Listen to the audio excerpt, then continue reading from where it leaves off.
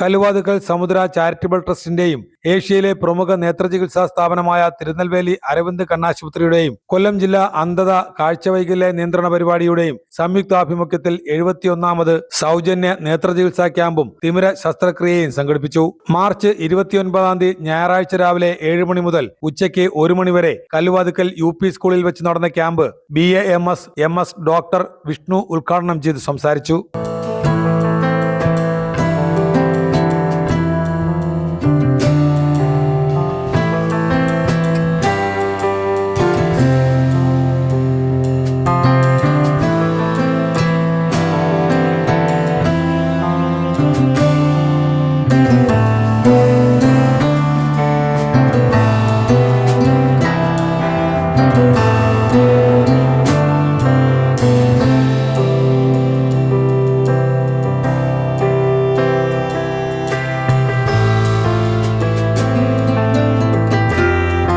സമൂഹത്തിൽ എന്തെങ്കിലും ഒരു നല്ല കാര്യം ചെയ്യുമ്പോൾ ഒരാൾ ചെയ്യുമ്പോൾ അതിനെ വിമർശിക്കുന്ന ഒരു സമൂഹം എന്ന് വളരെയധികം കൂടുതലാണ്.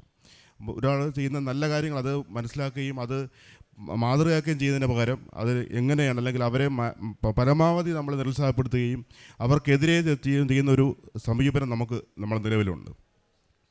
അപ്പോൾ എനിക്ക് ഓർമ്മ വരുന്നത്, ഞാൻ പഠിച്ചത് പങ്കജകസൂരിലാണ് PG പോസ്റ്റ് ഗ്രാജുവേഷൻ ചെയ്തത്. അപ്പോൾ ഞങ്ങളുടെ managing director Harindran Nair sir ദിവസവും 1000 പേർക്ക് സൗജന്യമായിട്ട് ആഹാരം കൊടുക്കുന്ന ഒരു പാതയം എന്ന് പറഞ്ഞൊരു പദ്ധതിയുണ്ട്. അപ്പോൾ അവിടെ ഒരുപാട് തരത്തിലുള്ള ചാരിറ്റി പ്രവർത്തനങ്ങൾ, ഒരുപാട് കാര്യങ്ങൾ, നല്ല കാര്യങ്ങൾ ചെയ്യുന്നൊരു സ്ഥാപനമാണ് പങ്കജകസൂരി. അപ്പം ദിവസവും ഒരുപാട് ആൾക്കാർ അല്ലെങ്കിൽ നമ്മുടെ സമൂഹത്തിന് ഒരുപാട് പേര് ചോദിക്കുന്ന, ഞങ്ങൾ കേട്ടിട്ടുണ്ട്, സാറിന് എങ്ങനെയാണ് ഇത്രയും പൈസ, 1000 ദിവസവും 1000 പേർക്ക് ആഹാരം കൊടുക്കണമെങ്കിൽ ഇതിൻ്റെ ചിലവ് എങ്ങനെയാണ്, അല്ലെങ്കിൽ അതിനെക്കുറിച്ച് ആൾക്കാർ വിമർശിക്കുക, അങ്ങനെ ഒരു രീതിയിൽ ക്രിട്ടിസൈസ് ചെയ്യുന്ന ഒരു സമീപനം നമ്മളെ സമൂഹത്തിൽ വളരെയധികം കൂടി വരുന്നതാണ്. ഒരാൾ ചെയ്യുന്ന നല്ല കാര്യങ്ങൾ അദ്ദേഹം എങ്ങനെയാണ്, അല്ലെങ്കിൽ അദ്ദേഹം ചെയ്യുന്ന കാര്യങ്ങളോട് നമ്മൾ അതിനെ കൂടെ ചെയ്യുകയോ അല്ലെങ്കിൽ അദ്ദേഹത്തിന് മാക്സിമം നമ്മൾ പിന്തുണ കൊടുക്കുകയെന്ന് പകരം അദ്ദേഹത്തെ നിരുത്സാഹപ്പെടുത്തുകയും അല്ലെങ്കിൽ അദ്ദേഹത്തെ ഒരു വിമർശിക്കുകയും ചെയ്യുന്ന ഒരു സമീപനം നമ്മുടെ സമൂഹത്തിൽ വളരെയധികം കൂടിക്കൊണ്ടിരിക്കുകയാണ്. എല്ലാ രംഗത്തും ഉണ്ട്, അത് കലാരംഗത്തും ഉണ്ട്, സാമൂഹിക രംഗത്തും സാംസ്കാരിക രംഗത്തും എല്ലാം ഉള്ളൊരു കാര്യമാണ്. പക്ഷേ ഇത് അങ്ങേയറ്റം ഇത് തടയിടേണ്ട ഒരു കാലമാണ്. ഒരാൾ ഒരു നല്ല കാര്യം ചെയ്യുമ്പോൾ അതിനെ നമ്മൾക്കൊണ്ട് അവർ കൂടെ നിൽക്കാൻ കഴിഞ്ഞില്ലെങ്കിലും വിമർശിക്കാതിരിക്കുക, അതിനെ കൂടെ നിൽക്കുക. നല്ല കാര്യങ്ങൾ ഒരുപാട്, ഇപ്പോൾ നേത്ര പരിശോധന ക്യാമ്പും ചികിത്സാ ക്യാമ്പും ആരോഗ്യരംഗത്തുള്ള മറ്റ് മെഡിക്കൽ ക്യാമ്പുകളെല്ലാം സംഘടിപ്പിക്കുമ്പോൾ അത് സമൂഹത്തിന് പ്രയോജനപ്പെടേണ്ട കാര്യമാണ്. നമ്മൾ ഏറ്റവും പറയേണ്ട ഒരു കാര്യമെന്ന് പറഞ്ഞാൽ, നമ്മളെ ഗവൺമെൻറ്റോ അല്ലെങ്കിൽ നമ്മളെ ആരോഗ്യ സംവിധാനങ്ങളോ ഒന്നും ചെയ്യുന്നില്ല. അതാണ് സത്യം. എനിക്ക് പറയാൻ പറ്റും, ഒരു ഡോക്ടർ എന്നുള്ള നിലയിൽ എനിക്ക് എടുത്ത് പറയാൻ കഴിയും. സർക്കാരിനോ അല്ലെങ്കിൽ മറ്റ് സ്ഥലത്തിലുള്ള സംഘടനയ്ക്കോ ഒന്നും ചെയ്യാത്ത കാര്യങ്ങളാണ് സ്വകാര്യ വ്യക്തികളും മറ്റ് സംഘടനകളും ചെയ്യുന്നതെന്ന്. ഒരു മെഡിക്കൽ ക്യാമ്പ് പോലും ആരോഗ്യരംഗത്തിൻ്റെ കീഴിലെങ്കിൽ സർക്കാരിൻ്റെ കീഴിൽ നടക്കുന്നില്ല. ഞങ്ങളുടെ ഹോസ്പിറ്റലിൽ ഓരോ 2 മാസം കൂടുമ്പോഴും ചികിത്സാ ക്യാമ്പ് സംഘടിപ്പിക്കുന്നുണ്ട്. ഓരോ 2 മാസം കൂടുമ്പോഴും അസ്ഥി തേയ്മാനത്തിൻ്റെയും ഡയബറ്റിക് ന്യൂറോപ്പതി ഉൾപ്പെടെയുള്ള മെഡിക്കൽ ക്യാമ്പ് ഞങ്ങൾ 2 മാസം കൂടുമ്പോൾ ചെയ്യുന്നുണ്ട്. പക്ഷേ പൊതു ആരോഗ്യരംഗത്ത് ഇന്നേ വരെ ഒരു സൗജന്യമായിട്ട് ചികിത്സ എല്ലാ ഹോസ്പിറ്റലിലും സൗജന്യ ചികിത്സ എന്ന് പറയുന്നുണ്ടെന്നുള്ളതല്ലാതെ ജനങ്ങൾക്കിടയിലെത്തുന്നില്ല. അതൊരു വലിയൊരു വെല്ലുവിളിയായിട്ടാണ് ഇന്ന് നടക്കുന്നത്. ഇലക്ഷൻ സമയത്ത് മാത്രം കുറേ വാഗ്ദാനങ്ങളും മറ്റു കാര്യങ്ങളൊക്കെ പറഞ്ഞ് ജനങ്ങളിലേക്ക് എത്തിക്കുക, വോട്ടെത്തിക്കുക. അതിനപ്പുറത്തെ നിലയിലേക്ക് ഒരു രാഷ്ട്രീയ പാർട്ടികളോ മറ്റ് സംസ്ഥാനങ്ങൾ മറ്റ് തരത്തിലുള്ള ആരോഗ്യരംഗത്തുള്ളവരോ ചെയ്യുന്നില്ലെന്നുള്ളതാണ് ഏറ്റവും വേദനാജനകമായ കാര്യം. ആ സമയത്ത് ഇതുപോലുള്ള സന്നദ്ധ സംഘടനകളും ഇതുപോലുള്ള വ്യക്തികളും ചെയ്യുമ്പോൾ അതിനെ വിമർശിക്കുക എന്നുള്ള ഏറ്റവും വേദനാജനകമായൊരു കാര്യമാണ്. അത് ആദ്യമേ തന്നെ ഞാൻ പറഞ്ഞുകൊള്ളട്ടെ. ഈ ഒരു നേത്ര പരിശോധന ക്യാമ്പും അനുബന്ധമായ ചികിത്സ കൊണ്ട് ഉദ്ദേശിക്കുന്ന പറയുമ്പോൾ ജനങ്ങളിലേക്ക് ചികിത്സയും കാര്യങ്ങൾ എത്തിക്കുക, സാധാരണ ജനങ്ങളിലേക്ക് ചികിത്സയും മറ്റു കാര്യങ്ങളിലും ആധുനിക സംവിധാനങ്ങൾ എത്തിക്കുക എന്നുള്ള വലിയൊരു ഉദ്യമമാണ്. അത് ഏറ്റവും ശ്രേഷ്ഠകരമായ ഒരു കാര്യമായിട്ടാണ് ഞാൻ കണക്കാക്കുന്നത്. പ്രത്യേകിച്ചും കണ്ണിനെ കുറിച്ചിട്ട് ആയുർവേദ രംഗത്ത് പറയുന്നൊരു വലിയൊരു വാചകമുണ്ട്, സർവേന്ദ്രിയാണാം നേത്രം പ്രധാനം. എല്ലാ ഇന്ദ്രിയങ്ങളിലും വെച്ചും ഏറ്റവും പ്രധാനം നേത്രമാണ്, അല്ലെങ്കിൽ കണ്ണിൻ്റെ കാഴ്ചയ്ക്കാണ് ഏറ്റവും പ്രാധാന്യം കൊടുക്കുന്നത്. നേത്ര ചികിത്സയ്ക്ക് വേണ്ടി വളരെ പുരാതന കാലം മുതൽ തന്നെ വലിയ രീതിയിലുള്ള ചികിത്സാ സമ്പ്രദായങ്ങൾ നിലനിന്നിരുന്നു. സുശ്രുത സമ്മതിക്കാത്തായിരുന്നെങ്കിൽ നേത്ര ചികിത്സയെക്കുറിച്ച് വളരെ വിദഗ്ധമായിട്ട് 4-5 അധ്യായങ്ങൾ തന്നെ പറയുന്നുണ്ട്. കണ്ണിൻ്റെ ആരോഗ്യം എങ്ങനെയാണ് കണ്ണിൻ്റെ ആരോഗ്യം നോക്കേണ്ടതിനെക്കുറിച്ചും മറ്റു കാര്യങ്ങളെക്കുറിച്ചും പറയും. ആധുനിക വൈദ്യശാസ്ത്രവും വളരെയധികം ഗഹനമായ രീതിയിൽ ഈ ഒരു കാര്യത്തെക്കുറിച്ച് വളരെ പറയുന്നുണ്ട്. ലേസിക് സർജറി ആയിരുന്നാലും മറ്റു തരത്തിലുള്ള കാര്യങ്ങൾ, ഗ്ലോക്കോമയുടെ ചികിത്സയായിരുന്നാലും ഡയബറ്റിക് റെറ്റിനോപ്പതി ആയിരുന്നാലും മറ്റ് തരത്തിലുള്ള എല്ലാ കാര്യങ്ങളിലും ഇന്ന് വളരെയധികം ഗവേഷണങ്ങളും നിരീക്ഷണങ്ങളും നടക്കുന്നുണ്ട്. ആ ഒരു ഡെവലപ്മെൻറ്റ്സ് അല്ലെങ്കിൽ ആ ഒരു പുരോഗതി തന്നെയാണ് ഈ ക്യാമ്പിലും നമുക്ക് എത്തി നിൽക്കുന്നത്. അപ്പം ഇതിൻ്റെ ഒരു ഉപഭോക്താവ് സാധാരണ ജനങ്ങളാണ്. ഒരുപാട് ആൾക്കാരിലേക്ക് ഈ ചികിത്സയും മറ്റു കാര്യങ്ങളും എത്താൻ കഴിയുന്നുണ്ട്. അപ്പോൾ അതിൻ്റെ എല്ലാ ആൾക്കാരും മാക്സിമം പരമാവധി ഈ ക്യാമ്പിൽ ഉപയോഗപ്പെടുത്തണം, മറ്റുള്ളവരിലേക്ക് എത്തിക്കണം. കാരണം ഇതുപോലുള്ള സന്നദ്ധ സംഘടനകളും വ്യക്തികളും ചെയ്യുന്ന കാര്യങ്ങളിൽ എല്ലാവരിലേക്ക് എത്തണം. ഞാൻ നേരത്തെ പറഞ്ഞ പോലെ ഒരു രാഷ്ട്രീയ പാർട്ടിക്കോ അല്ലെങ്കിൽ സർക്കാരിനോ ചെയ്യാത്ത കാര്യങ്ങളാണ് ഈ നമ്മളെ നാട്ടിലുള്ള ഈ അദ്ദേഹം ഏറ്റവും നമ്മൾ ദൈവതുല്യനായിട്ട് കണക്കാക്കേണ്ട ഒരാളാണ്. കാരണം ഞാൻ അവിടെ പോയി കണ്ടു, ആ ഒരു കൂട്ടായ്മ ഞാൻ കണ്ടു, അതിൻ്റെ ഭാഗമായി എനിക്ക് കഴിഞ്ഞു. ഒരുപാട് മാനസികമായിട്ട് ഒരുപാട് സന്തോഷമായി. കാരണം എൻ്റെ വീട്ടിൽ ഞാൻ പറഞ്ഞു, ഇത്രയും നല്ല രീതി നമ്മുടെ നാട്ടിൽ ഈ ഒരു നടത്തുന്നത് കേട്ടപ്പോൾ സത്യം പറഞ്ഞാൽ ഒരു സ്വർഗ്ഗതുല്യമെന്ന് ഞാൻ പറയേണ്ടി വരും. അത്ര രീതിയിലാണ് ആ കൂട്ടായ്മ കണ്ടത്. എൻ്റെ വീട്ടിൽ അമ്മയോട് ഞാൻ പറഞ്ഞു, അമ്മ ഇത്രയും കാര്യം നല്ല രീതിയിലാണ് അദ്ദേഹം ചെയ്യുന്നത്, ഒരുപാട് നല്ല കാര്യങ്ങൾ ചെയ്യുന്നുണ്ട്, ഒരുപാട് ആൾക്കാർക്ക് കാര്യങ്ങൾ ചെയ്യുന്നു, എല്ലാ കാര്യങ്ങളും പറഞ്ഞു. അതുപോലുള്ള കൂട്ടായ്മകൾ ഇനിയും വരേണ്ട ഒരു കാലഘട്ടത്തിൻ്റെ ആവശ്യമാണ്. ഇത്തരം വ്യക്തികളെ നമുക്ക് അവർക്ക് മാക്സിമം പിന്തുണ കൊടുക്കുക, അവരുടെ കൂടെ നിൽക്കുക, നമ്മളെ കൊണ്ട് കഴിയുന്ന കാര്യങ്ങളെല്ലാം ചെയ്യുക, അതാണ് ഏറ്റവും നല്ലത്. ഈ ക്യാമ്പിൻ്റെ ഔപചാരികമായ ഉദ്ഘാടനം ചെയ്തതായി ഞാൻ പറഞ്ഞുകൊള്ളുന്നു. സമുദ്രതീരം charitable trust chairman Ruval Singh M സ്വാഗതം ചെയ്തു സംസാരിച്ചു. സമുദ്ര ചാരിറ്റബിൾ ട്രസ്റ്റിൻ്റെ 71ാമത് നേത്ര ചികിത്സാ ക്യാമ്പാണ് ഇവിടെ നടക്കുന്നത്. ഏതാണ്ട് 10ാമത്തെ വർഷത്തിലേക്ക് കടന്നിരിക്കുകയാണ്. 10 വർഷത്തിനിടയിൽ ഏതാണ്ട് ലക്ഷക്കണക്കിന് ആളുകളാണ് നേത്ര ചികിത്സയുമായി ബന്ധപ്പെട്ട് ഈ ക്യാമ്പിലൂടെ വന്നുപോയത്. 10,000-കണക്കിന് ഓപ്പറേഷനുകൾ നമുക്ക് ഇതിലൂടെ നമ്മൾ ചെയ്ത് നൽകുവാൻ കഴിഞ്ഞിട്ടുണ്ട്. അപ്പോഴെല്ലാം ജനങ്ങളുടെ ഇടയിൽ ഒരു സംശയം നിലനിൽക്കുന്നുണ്ട്. സമുദ്ര ചാരിറ്റബിൾ ട്രസ്റ്റിന് എവിടെ നിന്നാണ് ഇത്രയും വലിയ ഫണ്ട് കിട്ടുന്നതെന്ന ചോദ്യം ഇന്ന് സാധാരണക്കാരൻ്റെ ഇടയിലല്ല, വലിയ ആളുകളുടെ ഇടയിലേക്ക് ആ സംശയത്തിൻ്റെ നിഴൽ നിൽക്കുകയാണ്. കാരണം 10 വർഷം കൊണ്ട് ആംബുലൻസിൻ്റെ സർവീസ് നടത്തുന്നു സൗജന്യമായി. മെഡിക്കൽ കോളേജ് തുടങ്ങിയ പാരിപ്പള്ളി മെഡിക്കൽ കോളേജ് തുടങ്ങിയ അന്ന് മുതൽ അവിടെ ക്യാഷ്വാലിറ്റിയിൽ അലമാര വെച്ചുകൊണ്ട് ആക്സിഡൻറ്റ് സംഭവിക്കുന്നവരും മരണപ്പെടുന്നവർക്കും പുതിയ വസ്ത്രങ്ങൾ നൽകി വരുന്നു. അതുകൂടാതെ 6 വർഷം കൊണ്ട് വയോജനങ്ങളെ സംരക്ഷിക്കുവാൻ വേണ്ടി അതിനുള്ള പ്രവർത്തനം നടന്നു വരുന്നു. ഇതിനെല്ലാം എവിടെ നിന്നാണ് ഇത്രയും വലിയ ഫണ്ട് കിട്ടുന്നെന്ന സംശയം രഹസ്യമായും പരസ്യമായും ചോദിക്കുന്ന ഒരു ചോദ്യമുണ്ട്. അതിനൊരു മറുപടി നൽകുവാൻ എനിക്കിന്ന് കഴിയേണ്ടിയിരിക്കുന്നു. കാരണം എൻ്റെ മുഖത്ത് നോക്കി ചോദിച്ചില്ലെങ്കിലും രഹസ്യമായി ചോദിക്കുന്ന ആളുകൾ, കേൾക്കുന്ന ആളുകൾ എൻ്റെ അടുത്ത് വിളിച്ച് ചോദിക്കുന്നുണ്ട്, ഇത്തരം ആളുകൾ ഇങ്ങനെ കാര്യം ചോദിക്കുന്നു എങ്ങനെയാണ്? അതിനെല്ലാം കാരണക്കാരൻ ഞാൻ തന്നെയാണ്, വേറെ ആരുമല്ല. കാരണം ഇത് നടത്തിക്കൊണ്ടു പോകുന്നത് ഞാനൊരു 19 വർഷമായി കൺസ്ട്രക്ഷൻ മേഖലയിൽ പണിയെടുക്കുന്ന ഒരു വ്യക്തിയാണ്.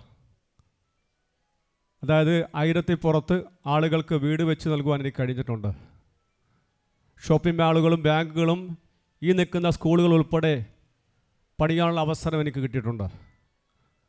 അതിൽ നിന്നെല്ലാം ലക്ഷക്കണക്കിന് രൂപ അല്ലെങ്കിൽ കോടിക്കണക്കിന് രൂപ എനിക്ക് സമ്പാദിക്കാൻ കഴിഞ്ഞിട്ടുണ്ട്. ആ സമ്പാദിച്ചതെല്ലാം ഞാൻ എൻ്റെ ബാങ്കിലേക്ക് നിക്ഷേപിച്ചു. പോരാത്തതിന് ഞാൻ 7-8 പ്രോപ്പർട്ടികൾ, വസ്തുക്കൾ ഞാൻ വാങ്ങിച്ചു കൂട്ടി. ഇതെല്ലാം എൻ്റെ സമ്പാദ്യമായിരുന്നു. അങ്ങനെയാണ് 2017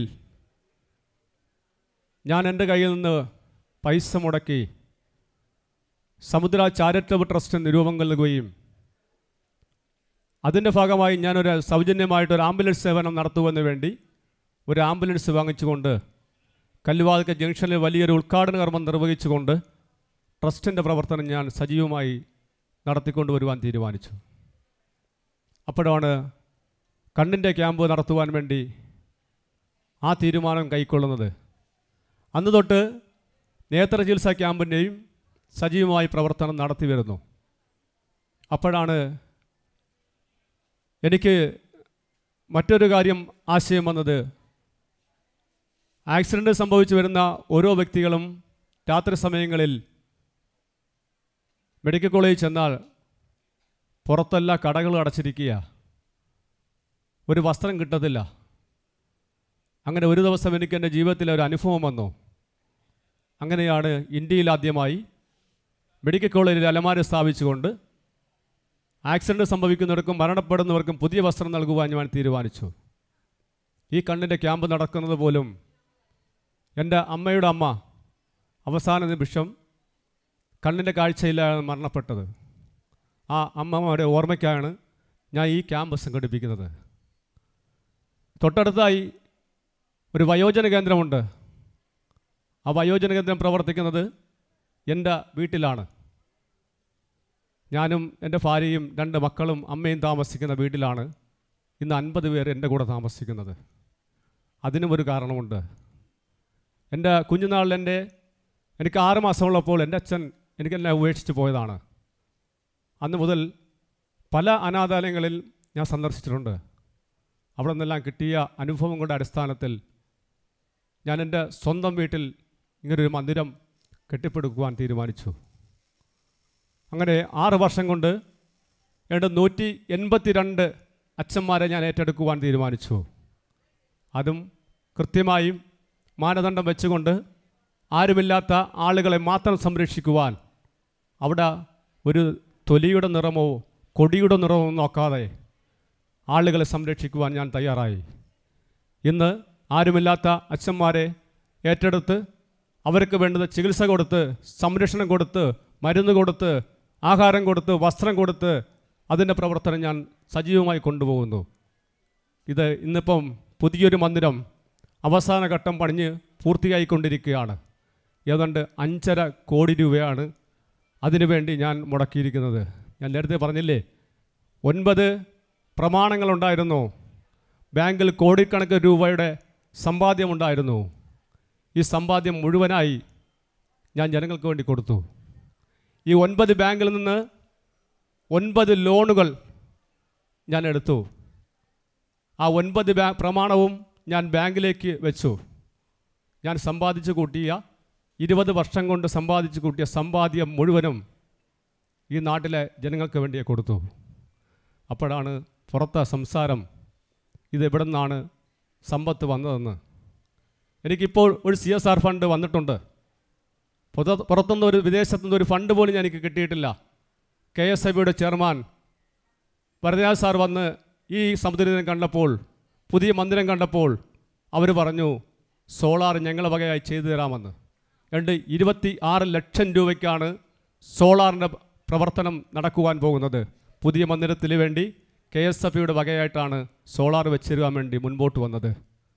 അദ്ദേഹം തന്നെയാണ് ആ പുതിയ മന്ദിരത്തിൻ്റെ ഉദ്ഘാടനം മെയ് മാസം ചെയ്യുവാൻ വേണ്ടി തീരുമാനിച്ചിരിക്കുന്നത്. അല്ലാതെ അവിടെ വരുന്ന സമുദ്രതീരത്തിൽ വരുന്ന ഓരോ അച്ഛന്മാരെയും അമ്മമാരെയും കാണാൻ വരുന്ന ഓരോരുത്തരും അവർക്ക് വേണ്ടുന്ന ഭക്ഷണം എത്തിക്കുന്നുണ്ട്, വസ്ത്രം എത്തിക്കുന്നുണ്ട്. കൂടാതെ പുതിയ മന്ദിരത്തിന് വേണ്ടി എൻ്റെ സാമ്പത്തിക ബാധ്യത ജനങ്ങളുടെ അറിഞ്ഞപ്പോൾ എൻ്റെ പ്രിയ സുഹൃത്തുക്കൾ മുൻപോട്ട് വന്നു. 45 ലക്ഷം രൂപയാണ് അവർ കൈനീട്ടി എനിക്ക് തന്നത്. അത്തരം സഹായങ്ങൾ എത്തിയതല്ലാതെ ഈ നാട്ടിലെ ഒരാളിൻ്റെ കയ്യിൽ നിന്നും ഒരു വിദേശത്തു നിന്ന് ഫണ്ട് പോലും ട്രസ്റ്റ് ഇന്നുവരെ വാങ്ങിച്ചിട്ടില്ല എന്നുകൂടി ഞാൻ ഈ അവസരത്തിൽ ഈ കേൾക്കുന്നവരെ ഉൾക്കൊള്ളുന്നതിന് വേണ്ടി ഞാൻ ഈ കാര്യം സൂചിപ്പിക്കുകയാണ്. ജനങ്ങളുടെ ഞാൻ തന്നെയാണ് അതിനുള്ള എല്ലാ കാര്യങ്ങളും ചെയ്തത്. കാരണം അവർക്ക് സംശയമാണ്, ഒരാൾ ഇത്രയും ചെയ്യുമോ, ഇവിടെ നിന്ന് ഫണ്ട് വരാതെ ചെയ്യേണ്ട ആവശ്യമുണ്ടോ എന്ന ചോദ്യം ജനങ്ങളുടെ ഇന്ന് നിൽക്കുന്നത് ശരിയാണ്. ഞാൻ തിരുത്തുവാൻ വേണ്ടി ഞാൻ പോകുന്നില്ല. അപ്പോൾ നിങ്ങൾ മനസ്സിലാക്കേണ്ടത്, സാമൂഹ്യ പ്രവർത്തനം എന്താണ് ചെയ്യുന്നതെന്ന് നിങ്ങൾക്ക് സ്വയം വിലയിരുത്തുന്നതിന് വേണ്ടി, അതിനുവേണ്ടി മാത്രമാണ് ഞാൻ ഇത്തരം കാര്യം സൂചിപ്പിച്ചത്. ഏതൊരു വ്യക്തിയെയും കൂടി മനസ്സിലാക്കുന്നത് അദ്ദേഹത്തിൻ്റെ പിന്നിൽ നിന്നല്ല, അദ്ദേഹത്തിൻ്റെ കൂടെ നിന്നല്ല, അദ്ദേഹത്തിൻ്റെ ജീവിതങ്ങൾ വായിച്ച് മനസ്സിലാക്കുന്നതിൽ മാത്രമേ ഒരു മനുഷ്യൻ എന്താണെന്ന് തിരിച്ചറിയുവാൻ കഴിയൂ. ഇവിടെ ഒരുപാട് സാമൂഹ്യ പ്രവർത്തനം ചെയ്യുന്ന ഒരുപാട് വ്യക്തികൾ സമൂഹത്തിലുണ്ട്. ഞാൻ അവരെ ഒന്നും വിമർശിക്കുകയല്ല. എനിക്ക് ഒട്ടനവധി പറയാനുണ്ടെങ്കിൽ ഒട്ടനവധി കഥകളുണ്ട്. ഒട്ടനവധി ഈ സാമൂഹ്യ പ്രവർത്തനം തുടങ്ങിയതിന് ശേഷം ഒട്ടനവധി ബുദ്ധിമുട്ടുകളും പ്രയാസങ്ങളും ഏൽക്കേണ്ടി വന്നിട്ടുണ്ട്. അതെല്ലാം പറഞ്ഞാൽ ചില ആളുകൾക്ക് ചിലപ്പോൾ അത് ബുദ്ധിമുട്ടായേണ്ടി വരും. എങ്കിലും ഒരു കാര്യം കൂടി സൂചിപ്പിക്കാം. ഇപ്പോൾ തന്നെ മാതൃഭൂമി പത്രം, ഇവിടെ പത്രലേഖനം ഇരിപ്പുണ്ട്. മാതൃഭൂമി പത്രത്തിൽ ആരുമില്ലാത്ത അച്ഛന്മാരെ സംരക്ഷിക്കുന്ന സമുദ്രതീരം കൂട്ടുകുടുംബത്തിൻ്റെ വാർത്ത ആ പത്രമാധ്യമത്തിൽ വരത്തില്ല. 2 വർഷം കൊണ്ട് മാതൃഭൂമി പത്രം ഇവിടുത്തെ സാമൂഹിക രംഗത്ത് നിൽക്കുന്ന ഒരു മനുഷ്യൻ വിലയ്ക്ക് വാങ്ങിക്കൊണ്ട് സമുദ്രതീരത്തിൻ്റെ വാർത്ത വിടണ്ട എന്ന് പറഞ്ഞതിൻ്റെ അടിസ്ഥാനത്തിൽ ആ പത്രമാധ്യമം എത്ര ധാർമ്മ്യം പുലർത്തുന്നു എന്ന് നിങ്ങൾ മനസ്സിലാക്കണം. ആ മാതൃഭൂമി പത്രത്തിൽ ഈ അച്ഛന്മാരുടെ വാർത്ത വരണ്ട എന്ന് പത്രമാധ്യമം തീരുമാനിച്ചതിൻ്റെ അടിസ്ഥാനത്തിൽ ഒരാൾക്ക് വേണ്ടി, ഒരാളുടെ സംരക്ഷണത്തിന് വേണ്ടി ആ തീരുമാനം മാതൃഭൂമി പത്രം കൈക്കൊണ്ടു. ശരിയാണെന്ന് ഈ കേൾക്കുന്നവർ വിലയിരുത്തുക. ഞാൻ ആരെയും വിമർശിക്കാൻ വേണ്ടിയല്ല. ഇപ്പം തന്നെ ഇന്ന് തന്നെ ഈ വേദിയിൽ തൊട്ടടുത്തുള്ള കല്ലുവാക ജംഗ്ഷൻ്റെ തൊട്ടടുത്തുള്ള ഒരു കുട്ടിക്ക് നല്ലപോലെ ചിത്രം വരയ്ക്കുന്ന ഒരു കുട്ടിയാണ്. ആ കുട്ടിക്ക് ഒരു ആദരവ് കൊടുക്കേണ്ടതാണ്. ഞാൻ കൊടുക്കാൻ വേണ്ടി തീരുമാനിച്ചെങ്കിൽ എനിക്ക് സമയം കിട്ടിയില്ല. അത്തരം ആളുകളെയാണ് നിങ്ങൾ സമൂഹം വിളിച്ച് ആദരിക്കേണ്ടത്, ആദരവ് നൽകേണ്ടത്. അല്ലാതെ സമ്പത്ത് കൊടുത്ത് ഒരു ആദരവ് മേടിക്കുന്നതിന് ഒരു പുണ്യവും അല്ലെങ്കിൽ കൊടുക്കുന്നവർക്കും കിട്ടാൻ സാധ്യതയില്ല. ഇന്ന് ഓടി നടന്ന് പല അമ്പലങ്ങളിലും പരസ്യം കൊടുത്തുകൊണ്ട് ചാരിറ്റി പ്രവർത്തനം നടത്തുക. പരസ്യം കൊടുത്ത് ചാരിറ്റി പ്രവർത്തനമാവോ? പറയുന്നത് എന്തുവാ? നിങ്ങളെ നോട്ടീസ് ഞാൻ സ്പോൺസർ ചെയ്യാം, എനിക്കൊരു മൊമൻറ്റോ വേണം. ഒരു മൊമൻറ്റോയ്ക്ക് വേണ്ടി 50,000 രൂപ കൊടുക്കാനും തയ്യാറാ, 3 ലക്ഷം കൊടുക്കാനും തയ്യാറാ, 10 ലക്ഷം കൊടുക്കാനും തയ്യാറാ. 500 രൂപയുടെ മൊമൻറ്റോ മേടിച്ചു കൊടുത്താൽ മതി. ഈ ആദരവ് മേടിക്കുന്ന ആളുകൾക്കെല്ലാം കുറച്ചിലായി മാറിക്കൊണ്ടിരിക്കുക. ഈ നാട്ടിൽ അധ്യാപകരുണ്ട്, നല്ല രീതിയിൽ അവാർഡ് മേടിക്കുന്ന അധ്യാപകരുണ്ട്, സംസ്ഥാന അവാർഡ് മേടിക്കുന്ന അധ്യാപകരുണ്ട്. പൈസ കൊടുത്ത് മേടിച്ച അധ്യാപകരും അവാർഡ് മേടിച്ച അധ്യാപകരും നമ്മുടെ സമൂഹത്തിലുണ്ട്. അവരെല്ലാം ഞാൻ കുറച്ച് കാണുകയല്ല, ഇത് ശരിയല്ല. നമുക്ക് അവാർഡുകൾ വാങ്ങാം, ചോദിക്കാതെ കിട്ടുന്ന അവാർഡുകൾ, അതാണ് ജനങ്ങൾ നൽകുന്ന അംഗീകാരം. ഞാനിത് ഒന്നും പ്രതീക്ഷിച്ചല്ല. ഞാൻ സമുദ്രതീരം പ്രവർത്തിക്കുന്ന പ്രദേശത്ത് ഞാൻ 2 കോളനിയുടെ നടുവിലാണ് ജീവിക്കുന്നത്. ആ കോളനിയിലുള്ള ജനങ്ങളാണ് എൻ്റെ ഏറ്റവും കരുത്തും എല്ലാം. അവർ ചെയ്യുന്ന സപ്പോർട്ടാണ് എനിക്ക് ഏറ്റവും വലിയ വിജയം. കാരണം സ്വന്തം നാട്ടിൽ ജനിച്ചു നടന്ന നാട്ടിൽ കിട്ടുന്ന ഏറ്റവും വലിയ അംഗീകാരം അത് മറ്റാർക്കും കിട്ടത്തില്ല. ആ അംഗീകാരം മേടിക്കുന്ന ആളിനാണ് ഏറ്റവും വലിയ അംഗീകാരം, ലോകത്തിന് മുന്നിൽ തലനിർത്തി നിൽക്കാൻ കഴിയുന്ന ഒരു അംഗീകാരം. അത് മാത്രമേ ഞാൻ ആഗ്രഹിക്കുന്നുള്ളൂ. നിങ്ങൾ കേൾക്കാൻ വേണ്ടിയാ. കാരണം ഞാൻ എന്ത് കളർ ഡ്രസ്സ് ഇടണമെന്നോ തീരുമാനിക്കുന്നത് ഇന്ന് ഇവിടുത്തെ സമൂഹമാണ്. എനിക്കൊരു അനുഭവം ഉണ്ടായതാണ്. ഞാൻ എറണാകുളത്തൊരു ചാരിറ്റി പ്രവർത്തനവുമായി ബന്ധപ്പെട്ട് വേൾഡ് ചാരിറ്റി സംഘടനയുടെ പ്രവർത്തനത്തിന് വേണ്ടി എറണാകുളത്ത് പോയപ്പോൾ അവിടെയുള്ള ഗ്രൂപ്പിലുള്ള ആൾക്കാർ തീരുമാനിച്ചു വെള്ള വസ്ത്രം എടുത്ത് വരണമെന്ന്. ഞാനങ്ങനെ വെള്ള വസ്ത്രം ഇടാറില്ല. എങ്കിലും ഞാൻ വെള്ള വസ്ത്രം ഇട്ടുകൊണ്ട് അവിടെ പോയിട്ട് എറണാകുളത്ത് പോയിട്ട് തിരിച്ച് കല്ലുവാതിക്ക് ഇറങ്ങിയപ്പോൾ എൻ്റെ നാട്ടിലെ തൊട്ടടുത്ത് ഒരു മരണം നടക്കുന്നു. ആ മരണത്തിൽ പങ്കെടുക്കാൻ വേണ്ടി ആ ഡ്രസ്സ് ഇട്ടുകൊണ്ട് തന്നെ ചെന്നപ്പോൾ അവിടെ കുറേ വെള്ളയും ഇട്ട് നിൽക്കുന്ന ആളുകൾക്ക് അത് ഇഷ്ടപ്പെട്ടില്ല. അവിടെ അപ്പോൾ പറയുക, ദണ്ട അവൻ വെള്ളയിട്ടു, ഇനി എന്തെങ്കിലും നടക്കും. ഇത് എൻ്റെ ചെവിയിൽ തന്നെ കേൾക്കാനിടയായി. അപ്പോൾ ഞാൻ തീരുമാനിച്ചു, ഇനി എന്ത് വസ്ത്രം ഞാൻ ഇടും? വെള്ള ഇട്ടത് കുഴപ്പമായി, പച്ച ഇട്ടാൽ വേറെ പാർട്ടിക്കാരനാവും, മഞ്ഞ ഇട്ടാൽ വേറെ ജാതിക്കാരനാവും, ചുവപ്പിട്ടാൽ വേറെ പാർട്ടിക്കാരനാവും, പിന്നെ എന്തിടുമെന്ന് തീരുമാനിച്ചു.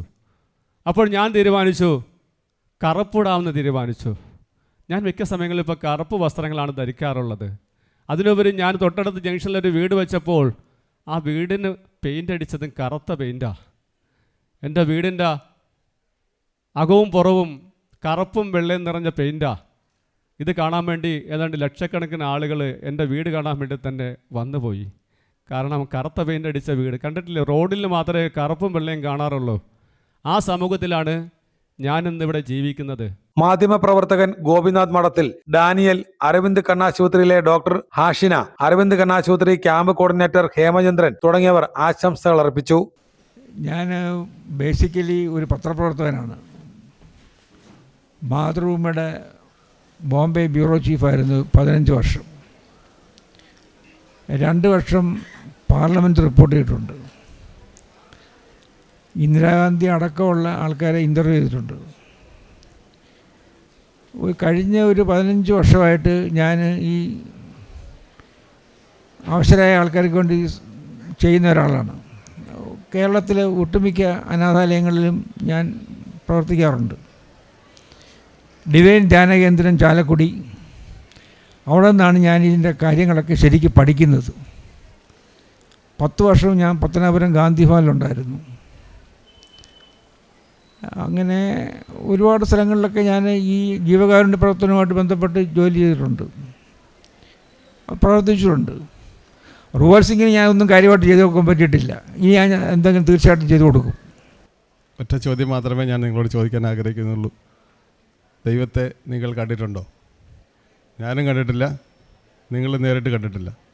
ഇങ്ങനെയുള്ള മനുഷ്യരിലൂടെയാണ് ദൈവം നമ്മുടെ മുന്നിൽ പ്രത്യക്ഷപ്പെടുന്നത്. തീർച്ചയല്ലേ? സമ്മതിക്കാവോ? ഇങ്ങനെയുള്ള മനുഷ്യരിലൂടെയാണ് ദൈവം നമ്മുടെ മുന്നിൽ പ്രത്യക്ഷപ്പെടുന്നത്. ആ രീതിയിൽ നിങ്ങൾ അങ്ങനെയുള്ളവരെ ബഹുമാനിക്കണം, ആദരിക്കണം. സമൂഹത്തിൽ അവർക്ക് വേണ്ടുന്ന നിലയും വിലയും ഒക്കെ നൽകണമെന്ന് ഒറ്റ വാക്ക് മാത്രം പറഞ്ഞുകൊണ്ട് ഞാൻ എൻ്റെ വാക്ക് അവസാനിപ്പിക്കുന്നു. ഈ ഒരു സംരംഭത്തിന് എല്ലാവിധ ആശംസകളും നേരുന്നു. എല്ലാ സംഘാടകർക്കും എൻ്റെ നന്ദി അറിയിക്കുന്നു. പിന്നെ എല്ലാവരും നമ്മുടെ അമ്മമാരും അച്ഛന്മാരുമായിട്ട് തന്നെ നമ്മളെല്ലാവരെയും എടുത്ത് തന്നെയാണ് ചികിത്സിക്കുന്നത്. സ്വന്തമായിട്ട് തന്നെ കരുതിയാണ് എല്ലാവർക്കും ചികിത്സ കൊടുക്കുന്നതും. പിന്നെ തിമിരം എന്നുള്ളത് ലെൻസ് മങ്ങിപ്പോകുന്ന ഒരു അസുഖമാണ്. അത് നമുക്ക് പ്രായത്താൽ ഉണ്ടാകാം, അല്ലാന്നുണ്ടെങ്കിൽ ചില പേർക്ക് എന്തെങ്കിലും മരുന്നുകൾ കൊണ്ടും ഉണ്ടാവാം. അപ്പം അങ്ങനെ എന്തെങ്കിലും ബുദ്ധിമുട്ടുകൾ ഉണ്ടാകുമ്പോൾ ആദ്യം തന്നെ ആശുപത്രിയിൽ പോയി ചികിത്സ, ഇപ്പോൾ ഇതിന് മരുന്നല്ല, തുള്ളി മരുന്നുകളോ കൊണ്ടോ വേറെ നമുക്ക് ഗുളികൾ കൊണ്ട് മാറ്റാവുന്ന ഒരു അസുഖമല്ല തിമിരം എന്നുള്ളത്.